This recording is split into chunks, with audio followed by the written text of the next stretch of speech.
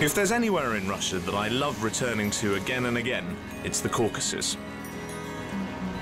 With beautiful scenery, great food and fantastic hospitality, it's my favourite region in the country. This time I was visiting Adygea, one of Russia's smallest republics and home to just under 500,000 people.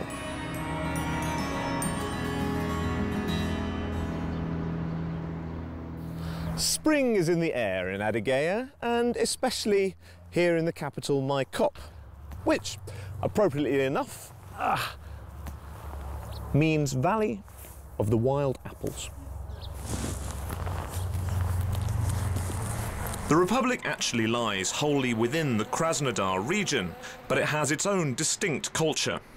The native Adygean population has lived in the North Caucasus since the 13th century, and it's known for its music, craftsmanship, and some rather delicious treats.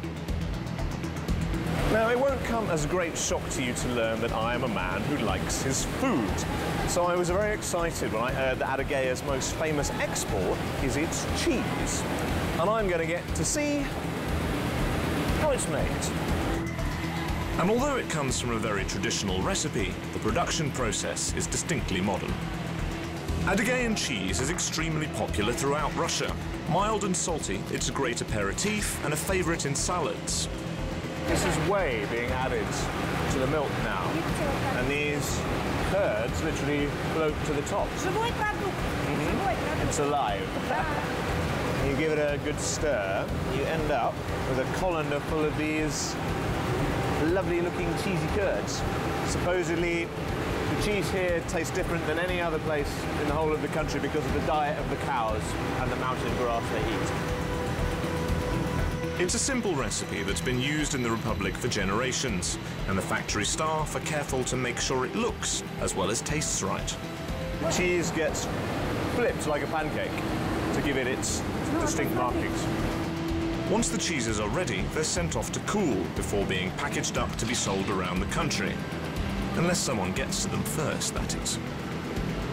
They make so much of this stuff, they won't miss a little bit.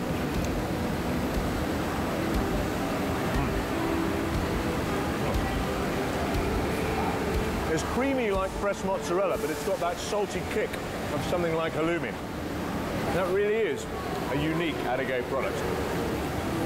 But their delicious cheese isn't the only specialty you can find in this republic.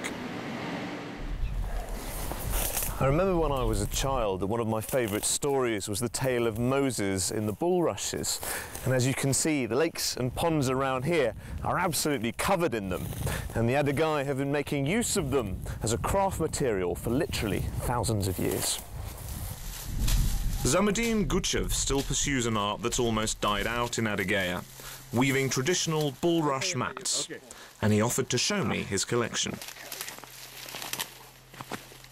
Mats like these were discovered in graves dating back to 2000 BC, and secrets and techniques have been passed down through families ever since. I create composite patterns. They could be likened to a song. Yes, they are like music. Needless to say, I am aware of numerous patterns, but I want to make some of my own. You can see the differences for yourself. Do you want to know how they are made? Please take a seat. Before anything can be done, the reeds need to be cut up into more manageable pieces. This might be a lengthy process, this one, so...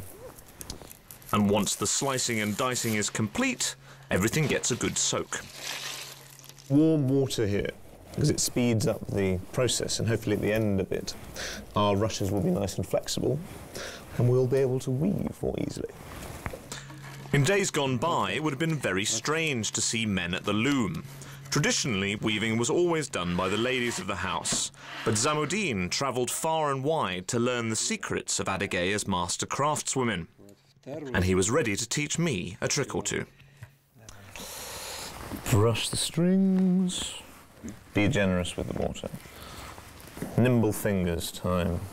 Each rush must be threaded through the strings, tied off at the ends, and then given a good bash with the loom handle. And it's certainly more difficult than it looks. The worrying thing was that apparently, in olden times, Adygea girls were judged on how good a wife they would be by the quality of the carpets that they brought to their wedding.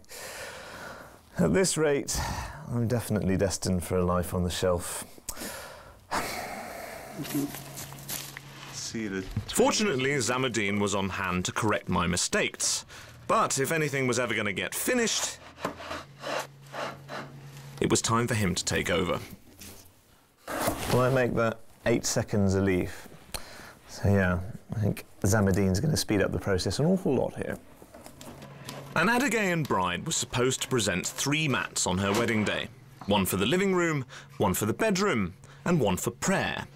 And nowadays, many of Zamudine's commissions are made for the Islamic community.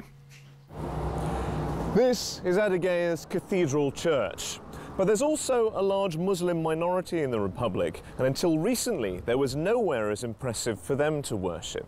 But then the local government decided they wanted to change all that. They'd received a $1 million grant from the United Arab Emirates, and all of Adygea's top architects were invited to submit a design for a brand new mosque. And I'm about to meet the winner. It's safe to say that Abdullah Basirov's success has been very good for business. This wax tower is a scale model of a new national monument he's designed for the Republic, and his triumphant mosque holds pride of place in the centre of the capital. The exterior is designed to reflect elements of the male Adygean national costume, and it stands out starkly among the drab surrounding buildings. This is one of the largest mosques in the entire Caucasus, made distinct by its square minarets. And the inside is no less impressive. We'll take off our shoes to come in. The columns that blend in with the dome are meant to create a shape like a woman's body, symbolizing the spiritual link between the two sexes.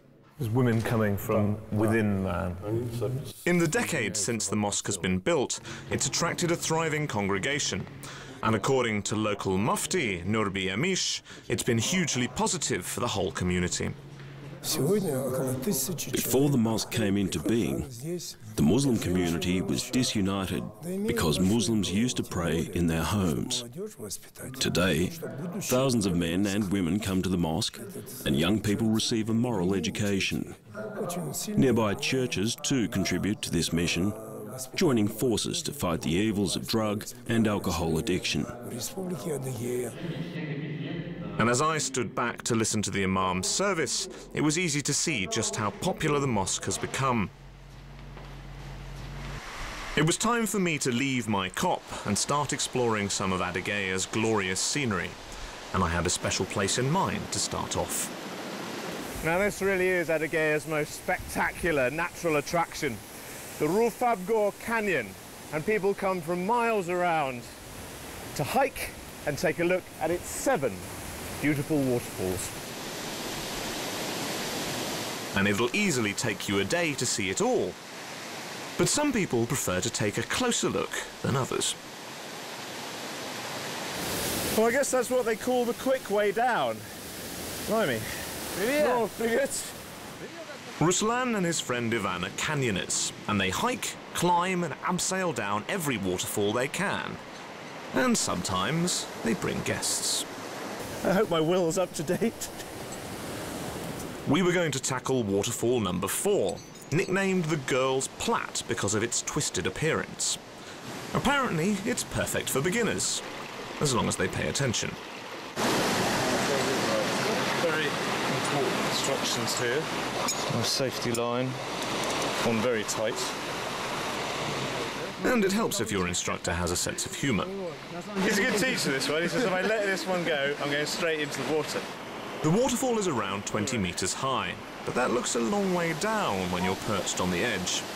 Sometimes I wonder, why don't I just take a gentle hike through the woods? No, you have to abseil down a freezing water. Wish me luck. There was no backing out now, and very tentatively, I dropped down the side. I'd abseiled before, but the water makes everything very slippery, Although that doesn't mean you can't have a little fun. Right, time to get wet, I think. My right arm was almost numb by the end, but I made it to the bottom. And then there's just a refreshing swim to look forward to. Oh my God!